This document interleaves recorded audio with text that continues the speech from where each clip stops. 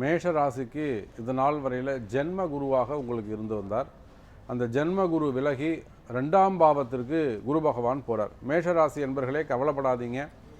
நான் எப்பொழுதும் சொல்வது உண்டு, உங்களுக்கு இருக்கக்கூடிய எல்லா விதமான கஷ்டங்களும், இன்னும் சொல்லப்போனால் சிறை தண்டனையே இருக்குமே ஆனாலும் அதெல்லாம் கூட விலகுவதற்கு வாய்ப்புகள் உண்டு. நான் ஏன் இந்த வார்த்தையை அழுத்தி சொல்கிறேன்னு உங்களுக்கு தெரியும். பலவிதமான சட்ட சிக்கலில் நீங்கள் இருப்பீங்க. இருந்தாலுமே கூட ஒரு முறை உங்கள் சுய ஜாதகம், சுய கர்மா, ஜாதக கர்மா இது ரெண்டும் மட்டும் சரி பண்ணுறதுக்கு என்ன வழின்னு ஒரு ஆலோசனை கேட்டுக்கோங்க. மேஷராசியை பொறுத்தவரையில் 2ஆம் பாவம்னு சொல்லக்கூடிய தனஸ்தானத்திலே குரு பகவான் உட்கார்ந்துருக்கிறாரு. 6, 8, 10ன்னு சொல்லக்கூடிய பாவங்களை எல்லாம் பார்க்குறாரு. தொழில் அமைப்புகள் சிறப்பாக இருக்க போது 60 நாள் வரலும் உங்களுக்கு தொழில் சிறப்பாக இருந்திருக்காது, அதில் ஏதேனும் கஷ்டங்கள் இருந்திருக்கலாம். ஆனால் இனி வரக்கூடிய காலங்கள் 2025 மே மாதம் வரையிலும் மேஷராசிக்கு வருமானம் சிறப்பானதாக இருக்கும், உத்தியோகம் சிறப்பானதாக இருக்கும்.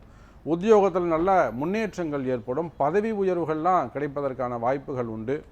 அதே போல் தொழில் அமைப்புகளை பொறுத்தவரையிலும் ரொம்ப வெகு சிறப்பாக அமையப் போகின்றதுமா. ஓகே.